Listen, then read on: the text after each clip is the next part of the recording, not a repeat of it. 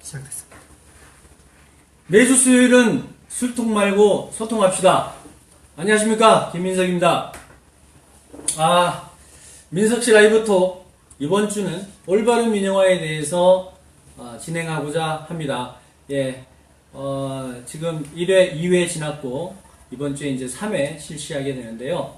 1회 때는 마이크가 안 나왔습니다.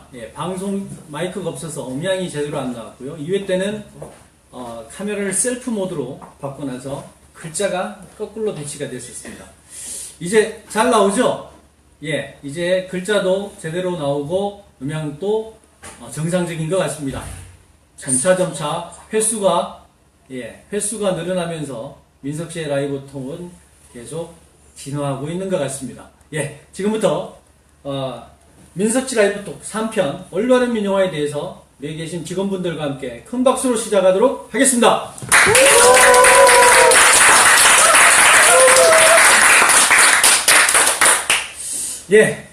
올바른 민영화에 대해서 얘기를 좀 하고자 하는데요. 좀 딱딱한 얘기입니다. 이 민영화에 대한 부분은 직원분들이 들으시기에 참 딱딱한 이야기를 제가 한 20여 분 동안 말씀을 드려야 되는데요. 그래도 민영화가 왜 중요하냐라고 말씀을 좀 드려보면, 처음에 제가 개소식 할 때, 실시간 저희가 개소식 때 한번 방송을 보신 분들은 아시겠지만, 제가 공약에 대한 부분을 스티커로 중요도에 대해서 스티커를 붙여서 투표를 한 적이 있습니다. 근데 민영화에 대한 투표가 실은 가장 적게 나왔습니다. 우리 직원분들이 민영화가 실제 피부에 와닿지 않고 체감할 수 없는 그런 사안이기 때문에 그럴까 싶은데요.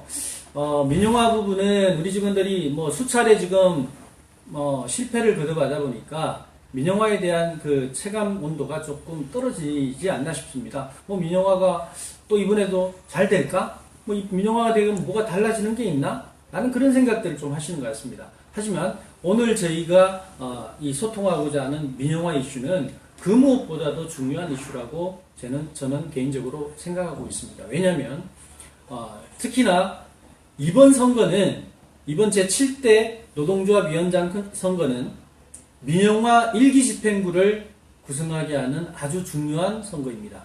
민영화 1기 집행부를 끌고 가는 노동조합의 집행부를 선출하는 선거입니다.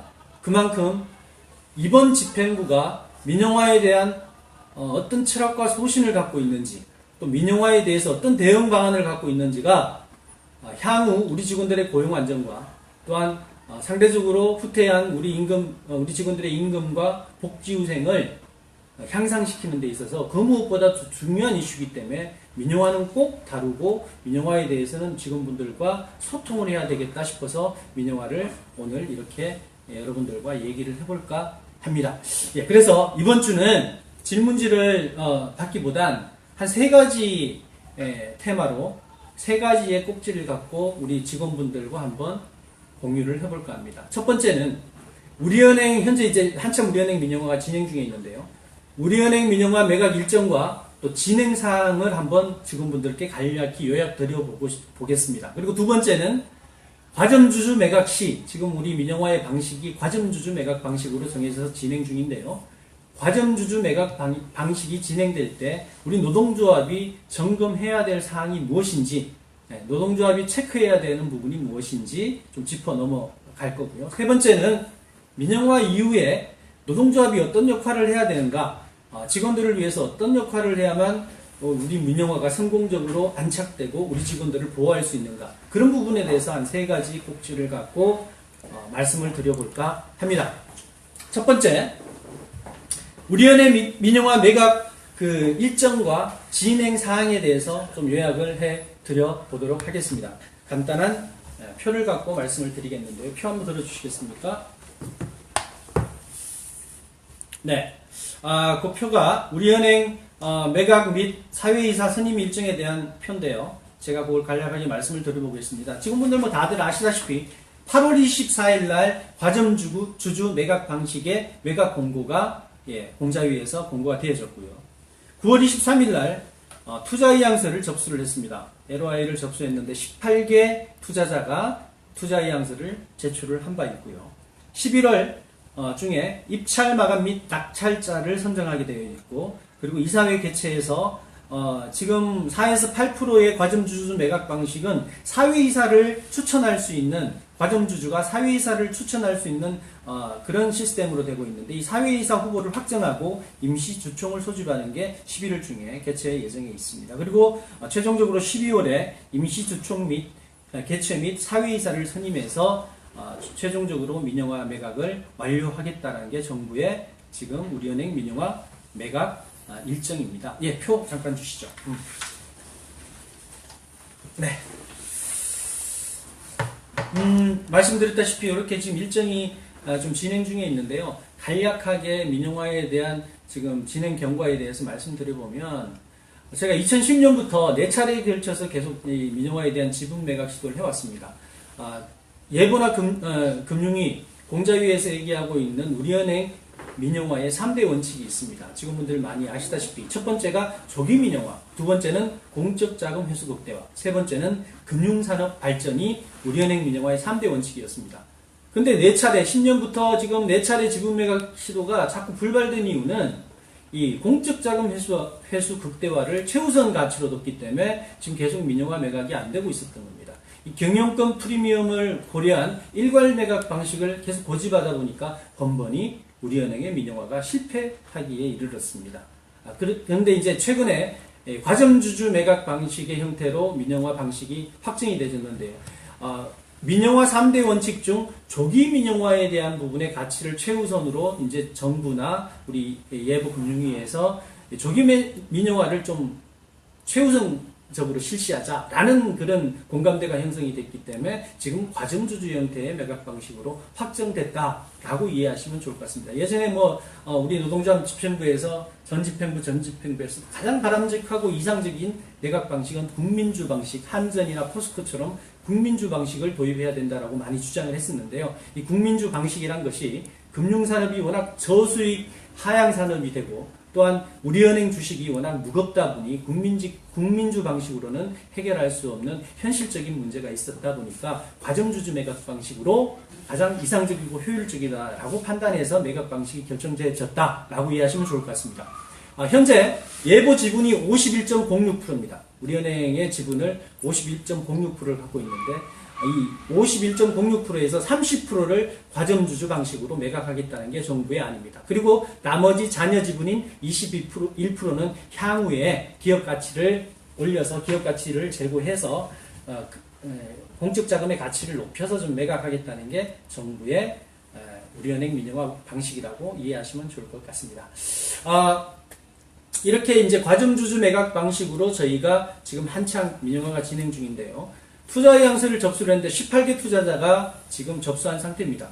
매각 물량의 30%의 3배, 4배에 달하는 82%에서 119% 수준의 투자 의향서가 지금 제출되어 있습니다. 그만큼 우리은행 민영화가 투자자들 사이에는 호응이 좋다라는 것, 호응이 높다라는 걸 반영하지 않나 싶습니다.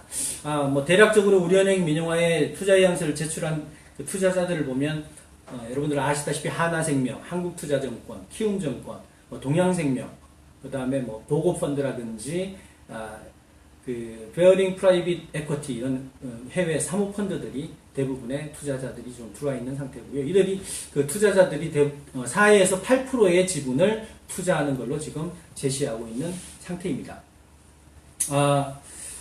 조금 더 구체적으로 일정을 말씀드리면, 지금 투자 의향서를 접수한 투자자들이 현재 9월 말부터 10월 초 이렇게 매수자 실사를 지금 하고 있는 중입니다. 최근에 우리 본점 직원분들 주말까지 나오시고 야근하시면서 이 실사 준비하신다고 고생 많으신 걸로 알고 있습니다. 예, 또 계속 완수될 때까지도 지금 해당 부서에서는 주말도 없이 야근하고 계시는 거 잘 알고 있습니다. 그만큼 지금 우리가 한창 민영화가 본격적으로 진행 중에 있는 거고요.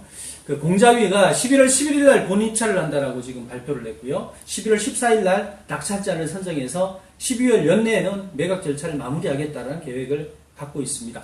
물론 투자 의향서를 제출한 투자자들이 11월 입찰에 공자위 예정 가격 이상으로 참여한다고 확신할 수는 없습니다.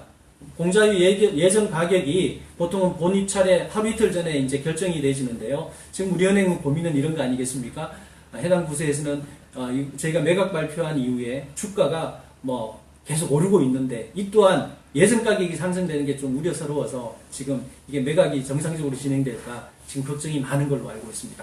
예, 좀 이렇게 지금 현재 우리은행 과점주주 매각 방식의 그 경과사항 또 진행사항에 대해서 간략하게 좀 설명을 드렸습니다. 두 번째는 과연 이 과점주주 매각 방식의 우리은행 민영화가 진행되는데 노동조합이 조금 점검해야 될 게 무엇인가? 노동조합이 뭐 과점주주 매각 방식이면 그냥 마음 놓고 그냥 진행하고 있구나라고 그냥 묵과하고 해야 되는 부분인지 아니면 어떤 부분을 체크를 해야 되는지 좀 저희가 유심히 살펴봐야 될 것 같습니다. 그래서 저는 한 두 가지 정도로 좀 정리를 해보고 싶습니다.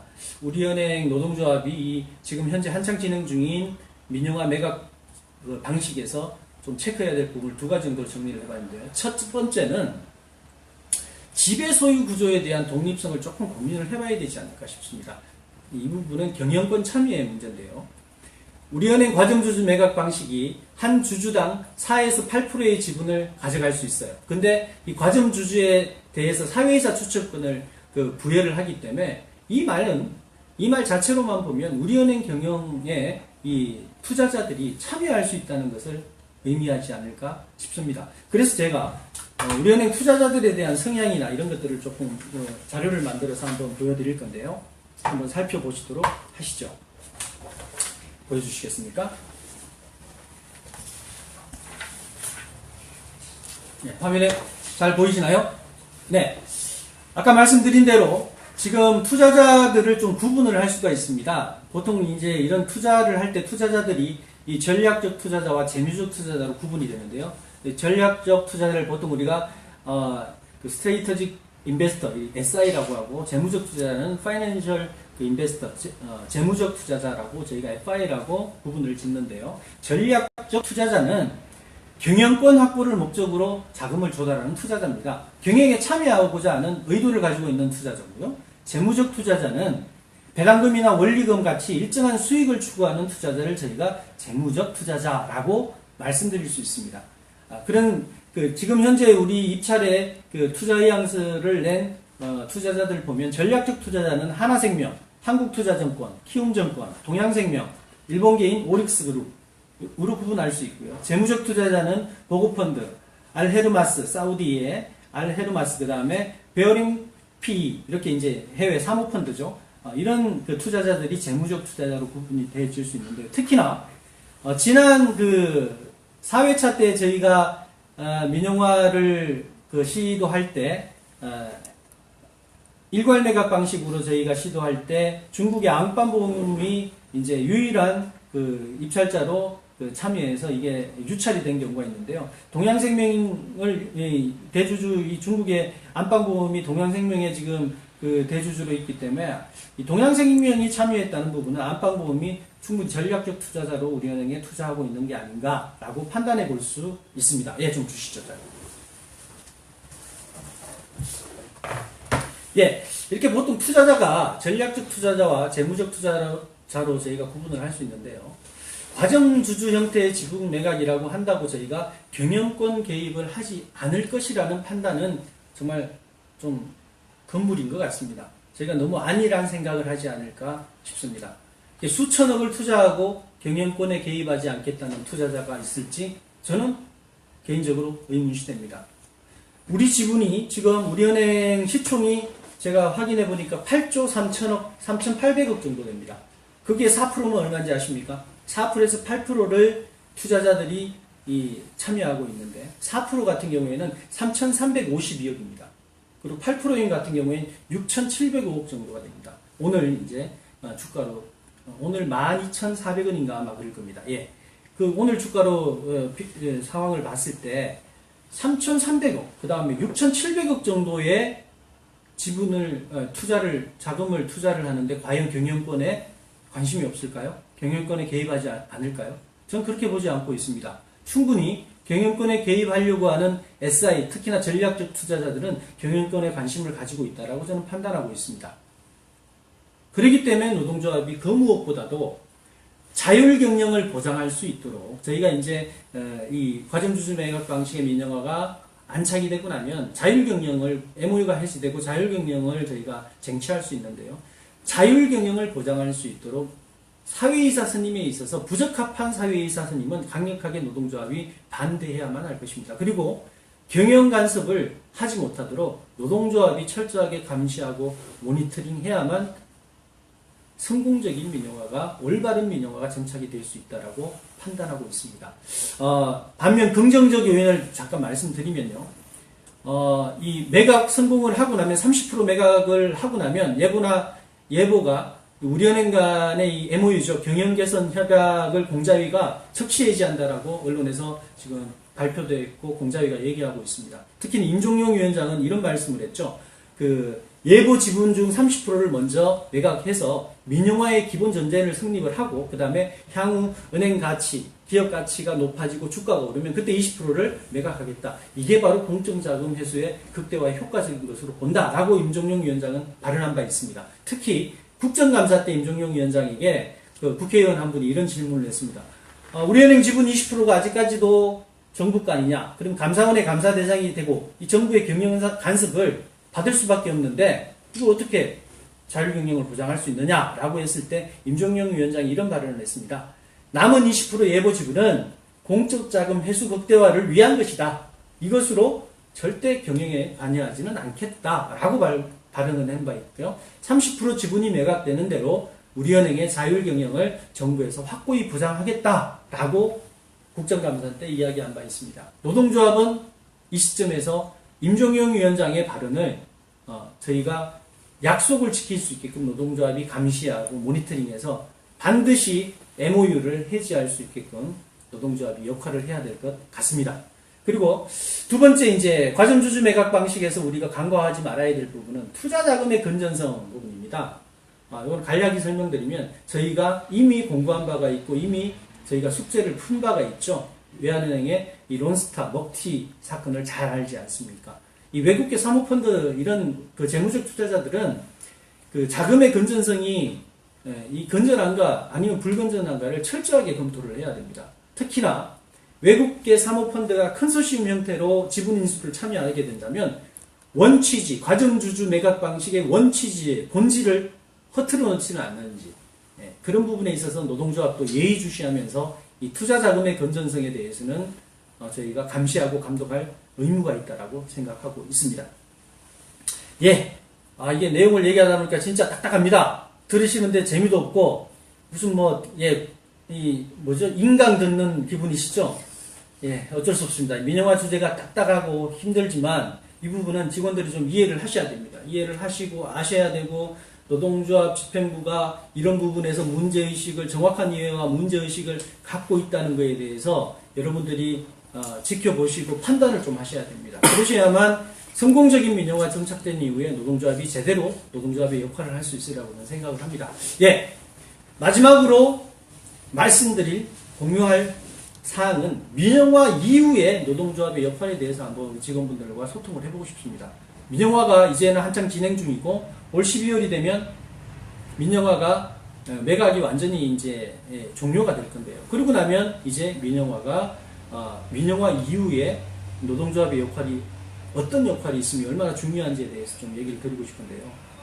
실제 저도 이제 금융노조에 있으면서 우리 민영화를 금융위의 구조개선과에서 담당하고 있습니다. 그래서 구조개선과의 과장님과 국장을 만나서 이런 민영화에 대해서 제가 정책본부, 전략기획본부에 있기 때문에 좀 논의를 해봤지만 민영화 추진을 함에 있어서 노동조합의 역할, 노동조합이 나서서 개입하기에는 실질적으로 한계가 좀 있는 게 있다는 게 사실입니다. 왜냐하면 노동조합이 매각 방식을 결정할 부분도 아니고 노동조합이 투자자를 모을 수 있는 방법도 없고요. 그래서 노동조합이 나서서 민영화 과정에 있어서 개입하는 건 한계가 분명히 있습니다. 하지만 정부하고 금융당국이 이번만큼은 민영화에 대한 의지가 확고한지 좀 점검을 하고요. 노동조합이 목소리를 내야만 될 것 같고요. 그리고 직원들의 염원을 담아서 이 민영화 완수에 대한 우리 직원들의 한 목소리를 같이 내야 되는데 노동조합이 좀 중점을 둬야 하지 않겠나 싶습니다. 노동조합이 예전에 집행부에서 진행했던 거 보면 다들 아시다시피 국민은행과 메가뱅크 방식들 전 집행부에서 이 적극 대응하고 투쟁을 통해서 제가 막아냈지 않습니까?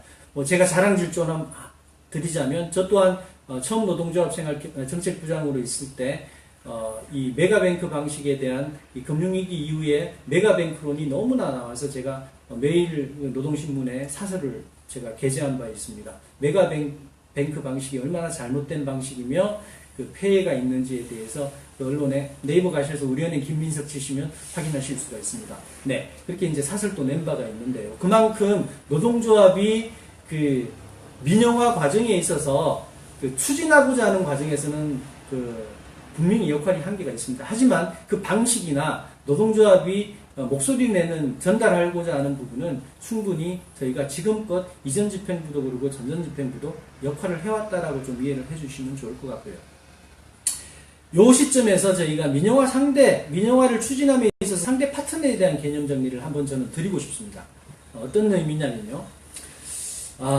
민영화 추진을 함에 있어서 전 개인적으로 노와 사가 따로일 수 없다라는 생각을 하고 있습니다. 민영화 추진 과정은 이 올바른 민영화의 추진 과정에서 우리 직원들이 상대해야 될 우리의 파트너는 지금 현 경영진이 아니라 금융위와 예보입니다. 하지만 성공적인 민영화가 정착된 이후 이제부터는 노동조합의 파트너는 경영진과 사측입니다. 그러한 분명한 우리가 민영화를 추진함에 있어서 우리가 이 상대해야 될 파트너가 민영화 전과 후가 파트너가 누구인지에 대한 부분은 명확하게 개념 정리를 좀 할 필요가 있다고 생각합니다. 그래서 민영화에 있어서는 올바른 민영화 추진은 노와 사가 따로일 수 없다라는 게 제가 개인적인 사견으로 제시를 드리고 싶습니다. 특히나 이번 노조 선거가 민영화 1기의 그 집행부를 출범하는 아주 중요한 선거입니다. 직원들의 고용 안정을 위해서, 그리고 그 우리가 상대적으로 지금 낙후되어 있는 후생복지, 또 낮은 임금, 이런 것들을 저희가 그 쟁취하기 위해서는 민영화 1기인 노조집행부의 역할이 아주 중요합니다. 직원들 고용 안정을 위해서는 목숨을 내놓을 각오로 투쟁을 해야 됩니다. 그리고 은행 발전을 위해서 정책적인 대안과 합리적인 사고로 사측과 정말 머리를 맞대서 해안을 마련해야 되는 아주 중요한 시기가 민영화 1기 집행부라고 저는 개인적으로 판단하고 있습니다. 그래서 더더군다나 이번 노동조합 위원장 선거가 우리 직원 여러분들께서 그 중요성을 좀 절감하시고 한 표 한 표 중요한 한 표를 행사하셨으면 좋겠다는 생각을 개인적으로 해봅니다. 이제 민영화 이후에 반드시 MOU 해제는 될 거고요. 그렇다면 자율경쟁이 저희가 확보가 될 건데, 이제 노동조합이 민영화 이후에는 어떤 부분에서 저희가 좀 중요하게 이 사측과 이 협상과 협의를 해야 되는가? 첫 번째는 뭐 당연하겠죠. 당연한 말씀이지만 상대적으로 낮은 임금 수준인 우리 직원들의 임금 인상에 노화사가 같이 공감대를 가지고 최선을 다해야 된다고 생각합니다. 두 번째는 후생복지 체계도 경쟁은행과 비교해서 동일한 수준으로 상승시켜야 한다고 저는 개인적으로 생각하고 있습니다. 항상 모든 임금 수준과 복지 후생의 바로미터를 좀 보시면 같은 동일한 업무를 하고 있는 경쟁시중은행이라고 저는 생각합니다. 경쟁시중은행 대비 임금과 복지 후생 수준이 어떤가를 비교해서 그 비교표를 가지고 우리 직원들의 임금과 복지 후생을 상승시켜줘야 된다는 게 민영화 이후에 노동조합과 사측이 이제는 머리를 맞대서 정말 해안을 만들어서 제시를 해야 되는 부분 같습니다. 예. 제가 질문을 하나 드려보도록 하겠습니다. 한번 생각 한번 해보시죠. 과연 인적 구조조정이 없는 민영화가 있을까요? 구조조정 없이 민영화가 과연 구조조정 없는 민영화가 우리 조직에서 있을 수 있을지 한번 우리 직원들도 곰곰이 한번 이제 고민을 해봐야 되지 않을까 싶습니다. 특히 민영화 이후에 인적 구조조정에 대한 직원들의 우려가 아주 큽니다. 제가 잠깐 조사한 자료를 보면요. 전직 지원제도를 저희가 매년 하고 있습니다. 전직 지원제도는 임금 피크제가 다 되신 우리 선배님들이 약 70%가 전직을 하고 계십니다. 올해 62년생이 아마 408명 정도인데 전직 지원을 70% 수준으로 하시면 한 280여 명 정도 하실 것 같고요. 자연퇴직은 우리 계약직 포함이긴 합니다만 월 30명 수준으로 자연퇴직이 되고 있고요. 정년퇴직도 연간 100명 수준으로 하고 있습니다. 해마다 편차는 분명히 있겠지만 대략 매년 한 700명 정도의 인력 감축이 자연 인력 감축이 되고 있다라고 제가 확인을 한 바 있습니다. 아까 말씀드렸죠. 과연 구조조정 없는 민영화가 있을까? 중요한 것은 노동조합이 정말 중요하게 생각해야 되는 부분은 강제적인 인력 구조조정만큼은 노동조합의 사활을 걸고 막아내야 할 것 같습니다. 민영화 이후에 자율경영이 좀 확보가 된다라고 하면 현재에 제가 말씀드렸지만 매년 한 700여 명 정도는 자연적으로 퇴직을 하시는 그런 인력 구조라고 하면 지금보다도 조금 폭넓은 전직 지원 제도를 통해서 은행을 떠나시는 선배님들의 노후와 경제적인 지원을 민영화 전 수준보다는 좀 더 나은 수준으로 노사가 협의를 해서 지원을 할 수만 있다면 강제적인 인원 구조조정은 막을 수 있지 않을까 저는 개인적으로 생각해 봅니다. 또한 노동조합은 강제적 인적 구조조정을 조정 없이도 자발적인 그런 전직을 통한 인력 감축을 통해서 우리 직원들이 다시는 IMF 때처럼 우리 옆에 같이 근무하고 있는 직원들을 눈물로 길거리에 내몰게 하는 그런 일은 다시는 없어야 된다라고 저는 개인적으로 생각하고 있습니다. 그만큼 노동조합이 민영화 이후에 우리 직원들의 고용 안전, 생존권 안정을 위해서 강제적인 인적 구조조정에 있어서는 노동조합이 목숨을 걸고 투쟁하고 쟁취해야 된다라고 저는 생각하고 있습니다. 그만큼 노동조합의 역할이 크지 않을까 생각하고 있습니다. 예, 다시 말씀드립니다. 너무 딱딱한 이렇게 재미없는 이야기를 장시간 우리 직원분들에게 말씀드려 좀 죄송스럽기도 하지만 중요한 이야기입니다. 민영화에 있어서는 정말 우리 직원들이 정확하게 내용을 알고 문제 인식을 가지고 민영화를 통해서 우리 은행이 발전하고 또한 우리 직원들이 고용이 안정되고 직원들의 삶의 질이 향상될 수 있게끔 우리 직원들이 민영화에 있어서만큼은 정말 관심을 가지고 함께 한 목소리를 내면서 민영화를 추진해 나가야 된다라고 개인적으로 생각하고 있습니다. 다시 당부드립니다. 이번 선거 중요합니다. 민영화 1기 집행부가 출범하는 아주 중요한 선거입니다. 민영화에 대한 정확한 인식을 갖고 있는 후보가 누구인지 검증하셔야 됩니다. 그리고 민영화에 대해서 정말 구체적인 대안을 갖고 있는 후보가 누군지 분명히 검증하셔서 여러분들이 소중한 한 표를 던져주셔야 됩니다. 지금 또 발대식이다, 개소식이다, 많은 분들이 손에 이끌려서 술자리에 가신다고 제가 알고 있습니다. 매주 수요일은 술자리에서 지금 이 방송을 보시고 계시는 분들도 있으시겠죠. 근데 분명히 말씀드립니다. 이제는 조합원들이 철저하게 검증하시고 투표를 하셔야 됩니다. 옆에 있는 과장님이, 차장님이 내가 친하니까 이 사람을 찍어줘 라는 말로 한 표를 던지시는 건 우리 은행의 발전과 우리 직원들의 생존권 안정을 위해서라도 정말 피하셔야만 합니다. 정말 고민 많이 하시고 우리 민영화에 대해서 정책적 대안과 정말 그 향후 노동조합의 역할에 대해서 철저하게 대응할 수 있는 후보가 누구인지 우리 여러분들께서 공약집을 통해서 충분히 검증하셔서 소중한 한 표를 행사해 주시길 간절하게 우리 직원분들께 호소드리는 바입니다. 예, 장시간 시청해 주셔서 감사드리고요. 딱딱한 이야기 20여 분 지나셨죠? 한 30분 됐죠? 예, 조금 긴 것 같습니다. 길었던 것 같은데 그래도 여러분들한테 정말 이 민영화에 대해서만은 좀 충분히 좀 공유를 하고 싶었습니다. 그래서 정말 올바른 민영화를 정착시켜서 우리 직원들을 또 임금도 올리고 또 복지후생도 향상시키고 고용안정도 시키는 그런 우리 은행 그 직원으로서 자랑스러운 우리 은행 직원으로서 좀 자부심을 느낄 수 있는 우리 직장이 될 수 있었으면 좋겠다는 생각으로 좀 장시간 이렇게 방송을 했습니다. 다음 주는 뭐죠? 인사제도인가요? 예. 다음 주 수요일은 우리 여러분들과 인사제도 혁신에 대해서 말씀을 좀 드려보도록 하겠습니다. 과연 인사제도의 문제점은 무엇이며 김민석 후보가 인사제도에 대해서 어떤 공약을 갖고 여러분들과 공약을 제시할 건지 여러분들이 이 방송을 통해서 확인해 주시면 감사할 것 같습니다. 예, 시청해 주신 여러분 감사드리고요. 장시간 수고 많으셨습니다. 박수로 끝내겠습니다.